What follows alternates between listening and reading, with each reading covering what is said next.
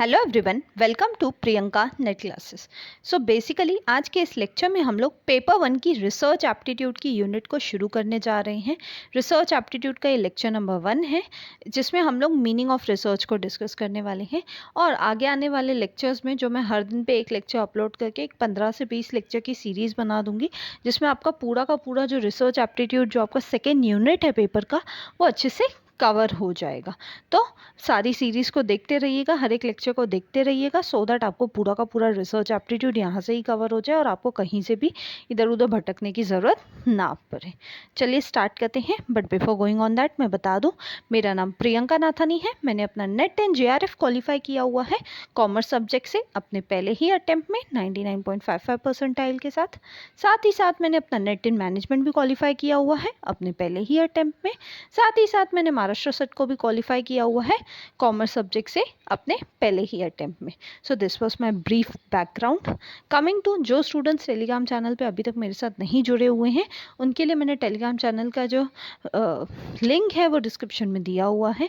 आप जाइए, वहाँ से जाके ज़रूर ज्वाइन कीजिए, सो दैट पेपर से रिलेटेड कोई भी नोटिफिकेशन से अपडेट्स आती हैं तो वो मैं टेलीग्राम चैनल पर आपके साथ शेयर कर देती हूँ। आप वहाँ से जाके उसका भी बेनिफिट ले सकते हैं। कमिंग टू जो स्टूडेंट्स मुझसे बार बार पूछते हैं आपने कौन कौन सी यूनिट्स कवर की हैं अपने इस यूट्यूब चैनल पे, तो paper 1 and paper 2 commerce and management की ये सारी की सारी यूनिट्स मेरे यूट्यूब चैनल पे अवेलेबल हैं, कवर्ड भी हैं। तो आप जाके इन सबको चेकआउट कर सकते हैं, इन सबको वहाँ से कवर कर सकते हैं। चलिए स्टार्ट करते हैं। हमारा आज का टॉपिक, हमारा लेक्चर नंबर 1 रिसर्च एप्टीट्यूड का, जो है meaning of research. Research as a term अगर आप ध्यान से देखेंगे तो दो शब्दों से मिलके बना है। फर्स्ट वर्ड है री, दूसरा वर्ड है सर्च। यानी यहाँ पे हम सिंपली क्या बोल रहे हैं, किसी चीज़ को बार बार ढूंढना, उसे ही हम क्या कहते हैं, रिसर्च कहते हैं, एक सिंपलर टर्म्स में, राइट। यानी जनरल टर्म्स में अगर हम रिसर्च की बात करें तो रिसर्च क्या है, सर्च फॉर द नॉलेज। जब हम नॉलेज के लिए सर्च करते हैं तो उसे हम क्या कह सकते हैं, एक जनरल टर्म्स में हम उन्हें रिसर्च कह सकते हैं। यानी जब भी आपके पास कोई एग्जिस्टिंग स्टॉक ऑफ नॉलेज होगा, ऑब्वियस है आपको पहले से किसी ना किसी चीज़ का नॉलेज होता है, और उसी नॉलेज में अगर आप क्या करते हो, कुछ ओरिजिनल कंट्रीब्यूट करते हो अपनी तरफ से, तो उसे ही हम क्या कहते हैं, उसे ही हम रिसर्च कहते हैं। क्यों? क्योंकि कुछ एग्जिस्टिंग नॉलेज था पहले से ही उस फील्ड में, उस डोमेन में पहले से ही कुछ नॉलेज था, कुछ इंफॉर्मेशन, कुछ नॉलेज अवेलेबल थी। आपने सिर्फ क्या किया, आपने उसी में कुछ एडिशन किया, कुछ ओरिजिनली कंट्रीब्यूट किया, उसी चीज़ को आपने और एक कदम आगे लेके आए। तो जो आपने एडिशन किया है, जो आपका ओरिजिनल कंट्रीब्यूशन है, उसे ही हम क्या कह सकते हैं, जनरल टर्म्स में उसे ही हम रिसर्च कह सकते हैं। यानी देखा जाए तो रिसर्च कैसा है, साइंटिफिक है और सिस्टमैटिक भी होता है। साइंटिफिक क्यों? क्योंकि रिसर्च करने का एक तरीका है, एक वे है, एक मेथडोलॉजी है। साइंटिफिक एंड सिस्टमैटिक क्यों बोला गया है? क्योंकि रिसर्च जब भी आप करते हो तो आप रिसर्च में भले आप हाइपोथेसिस सेट करो, ऑब्जेक्टिव सेट करो, आप डेटा कलेक्ट करो, डेटा एनालाइज करो, आप जो भी करो रिसर्च में, बट सब कुछ करने का एक तरीका है, एक सिस्टम है, एक मेथड है प्रॉपर, राइट। तो जब भी आप कोई सिस्टमैटिक वे में, कोई साइंटिफिक वे में चीज़ें करते हो, तभी ही हम उसे रिसर्च कहेंगे। अगर आप साइंटिफिक नहीं कर रहे हो, सिस्टमैटिक वे में नहीं जा रहे हो, तो हम उसे रिसर्च नहीं कह सकते। तो रिसर्च करने के लिए आपको हमेशा ध्यान रखना है, आपको बहुत ही साइंटिफिक रहना पड़ेगा, लॉजिक्स के साथ, रीजंस के साथ, वैलिड रीजंस के साथ हर एक चीज़ प्रेजेंट करनी होगी, और एक सिस्टम के थ्रू, एक वे, एक मेथड को फॉलो करके ही रिसर्च करना पड़ेगा।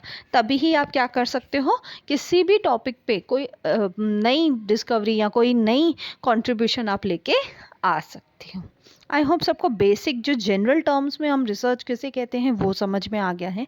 Coming to the definition of research, अब हम एग्जैक्ट टर्म्स में समझेंगे कि रिसर्च होती क्या है। इससे पहली वाली स्लाइड में हमने जनरल टर्म्स में समझा रिसर्च क्या है, राइट। अब हम स्पेसिफिक टर्म्स में समझेंगे कि रिसर्च होता क्या है एज सच। तो डिक्शनरी डेफिनेशन ऑफ रिसर्च क्या बोलती है? रिसर्च क्या है? बेसिकली केयरफुल इन्वेस्टिगेशन है, या तो इंक्वायरी है, specially through search for new facts in any branch of knowledge. जब भी हम किसी पर्टिकुलर फील्ड में, किसी पर्टिकुलर डोमेन में क्या कर रहे हैं, केयरफुल इन्वेस्टिगेशन कर रहे हैं या केयरफुल इंक्वायरी कर रहे हैं, ताकि हम क्या कर सकें, नई चीज़ों को उस फील्ड में, उस डोमेन में पता कर सके, उसे ही हम क्या कहते हैं, उसे ही हम रिसर्च कहते हैं। रिसर्च सिंपली क्या है, डिक्शनरी डेफिनेशन के हिसाब से रिसर्च क्या है, जब भी आप क्या कर रहे हो, किसी एग्जिस्टिंग डोमेन में, किसी एग्जिस्टिंग फील्ड ऑफ नॉलेज में आप क्या कर रहे हो, केयरफुल इन्वेस्टिगेशन कर रहे हो और उस इन्वेस्टिगेशन के थ्रू कुछ नए फैक्ट्स, कुछ नई चीज़ें पता कर रहे हो, तो उसे ही हम क्या कहते हैं, डिक्शनरी डेफिनेशन के हिसाब से उसे ही हम रिसर्च कहते हैं। आई होप सबको पहला डेफिनेशन जो है रिसर्च का वो और अच्छे से क्लियर हो गया है। Coming to the second definition of research, मैंने यहाँ पे इस लेक्चर में 2-3 डेफिनेशन कराने वाली हूँ आपको डिस्कस। क्यों 2-3 डेफिनेशन कराने वाली हूँ, ताकि आपको एक ओवरऑल एक कॉम्प्रिहेंसिव आइडिया मिल जाए कि रिसर्च एक्चुअल में है क्या। Coming to the second definition of research, जो किसने दी है, क्लिफोर्ड वुडी ने दी है। इनके हिसाब से रिसर्च क्या है, research comprises defining and redefining problem. सबसे पहले आप क्या करते हो, जब भी आप रिसर्च की बात करते हो तो सबसे पहले आपको क्या करना पड़ेगा, फर्स्ट स्टेप ही होता है रिसर्च का कि आपको डिफाइन करना है आपकी प्रॉब्लम स्टेटमेंट क्या है। आपको पहले देखना पड़ेगा किसी भी फील्ड में, किसी भी डोमेन में कहाँ पे प्रॉब्लम है, कहाँ पे दिक्कत आ रही है। अगर प्रॉब्लम आपके मन में क्लियर होगा तभी ही तो आप उसका सॉल्यूशन लेके आ पाओगे, उसकी रिसर्च कर पाओगे सही तरीके से, राइट। तो सबसे पहली चीज़ रिसर्च क्या है, क्लिफोर्ड जी के हिसाब से पहले आपको क्या करना है, डिफाइन करना है और रीडिफाइन करना है अपनी प्रॉब्लम स्टेटमेंट को। उसके हिसाब से आपका सेकेंड स्टेप क्या हो जाता है, आपको फॉर्मुलेट करना है किसको, हाइपोथेसिस को। हाइपोथेसिस क्या होता है ये आगे आने वाले लेक्चर्स में हम डिटेल में देखेंगे, so don't you worry about it. तो सेकेंड स्टेप क्या हो जाता है, एक बार आपने प्रॉब्लम डिफाइन कर दी, उसके बाद आप क्या करोगे, उससे रिलेटेड हाइपोथेसिस बनाओगे, फिर आप डेटा को कलेक्ट करोगे, फिर डेटा को कलेक्ट करने के बाद आप उस डेटा को ऑर्गेनाइज करोगे एंड लास्ट में आप क्या करोगे, उस डेटा को इवैल्यूएट करोगे, एनालाइज करके उसको इवैल्यूएट करोगे और उसको डिडक्ट करोगे। डिडक्ट करोगे यानी पूरी की पूरी डेटा ज़रूरी नहीं होती है कि आपके काम की हो, जो आपके लिए रेलेवेंट है, जो आपके लिए सही है, आप वो ले लेते हो, बाकी जो इररिलेवेंट डेटा है आप उसको साइड कर देते हो, यानी आप डिडक्शंस करते हो और फाइनली आप क्या करते हो, आप एक कंक्लूजन तक पहुंचते हो और वो कंक्लूजन आपको बताता है कि जो आपने हाइपोथेसिस सेट किया था, जो आपका टेंटेटिव अजम्पशन था, हाइपोथेसिस यानी कि टेंटेटिव अजम्पशन जो आपका था वो सही था कि नहीं था। यानी सिंपलर टर्म्स में बोलूँ, क्लिफोर्ड वुडी के हिसाब से रिसर्च क्या है, रिसर्च में फर्स्ट स्टेप होता है कि आप अपनी प्रॉब्लम स्टेटमेंट डिफाइन करो, सेकेंड स्टेप होता है कि आप अपना हाइपोथेसिस बनाओ, हाइपोथेसिस यानी कि टेंटेटिव अजम्पशन करो,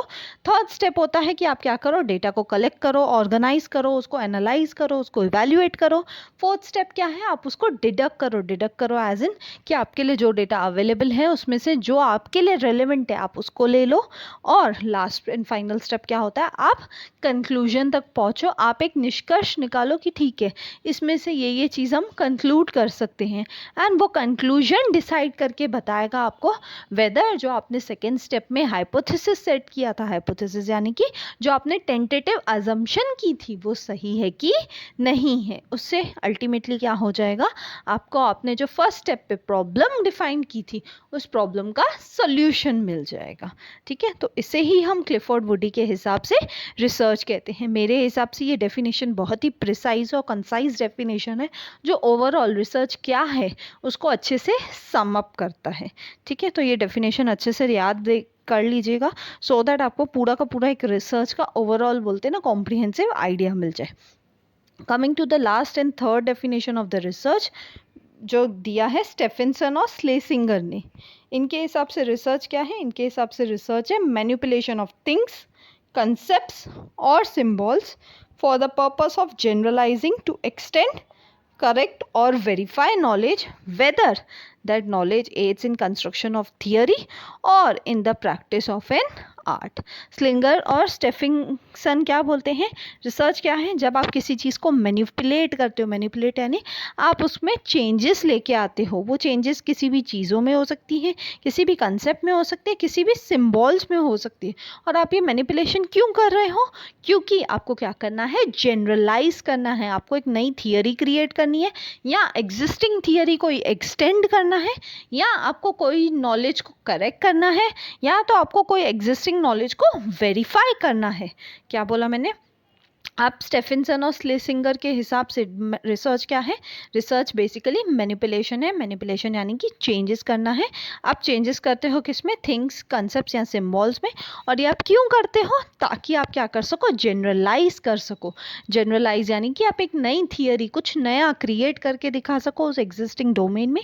या तो आप दूसरा चीज़ क्या कर सकते हो? आप ये इसको एक्सटेंड कर सकते हो। एक्सटेंड करने से मेरा मतलब क्या है कि आप जो एग्जिस्टिंग नॉलेज है उसी में कुछ एडिशन कर देते हो। या तो आप क्या करना चाहते हो? कुछ करेक्ट करना चाहते हो। जो एग्जिस्टिंग नॉलेज है वो शायद करेक्ट नहीं है, उसको आप करेक्ट करना चाहते हो, तो इसलिए भी आप मैनिपुलेट कर लेते हो। या कभी कभी आपको एग्जिस्टिंग नॉलेज को क्या करना होता है? वेरीफाई करना होता है, इसलिए भी आप क्या करते हो? मैनिपुलेट करते हो। और अल्टीमेटली इन सब से क्या होता है? इन सब से एक थियरी बन जाती है जिससे आपका नॉलेज में बढ़ोतरी होती है, नॉलेज में हेल्प मिल जाती है। तो बेसिकली इसे ही स्लेसिंगर और स्टेफिनसन के हिसाब से रिसर्च कहते हैं। इन शॉर्ट इन्होंने क्या बोला है? फर्स्ट चीज़ इन्होंने बोली है मैनिपुलेशन करनी है, सेकेंड चीज़ इन्होंने बोली है जनरलाइज करना है, एंड थर्ड एंड फाइनल चीज़ बोली है कि आपको क्या करना है? एक थियरी कंस्ट्रक्ट करनी है। और ये बेसिकली सारी की सारी चीज़ें कैसी हैं? आर्ट फॉर्म में होती हैं। आर्ट फॉर्म में क्यों है?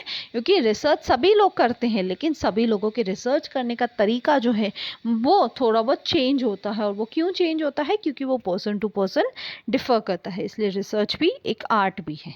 ठीक है, आई होप आप सबको third and last definition clear है। सो बेसिकली यहाँ पे आपका रिसर्च का जो बेसिक मीनिंग है जनरल टर्म्स में और स्पेसिफिक टर्म्स में, आई होप सबको अच्छे से क्लियर हो गया होगा। सो थैंक यू, मिलते हैं नेक्स्ट वीडियो में। अगर आपको वीडियो अच्छा लगा तो प्लीज़ लाइक कीजिए, कमेंट करके मुझे ज़रूर बताइए, ज़्यादा से ज़्यादा लोगों तक शेयर कीजिए, बिकॉज ज्ञान बांटने से ही बढ़ता है। एंड सब्सक्राइब कीजिए अगर आप न्यू है तो। मिलते हैं मेरे नेक्स्ट वीडियो में।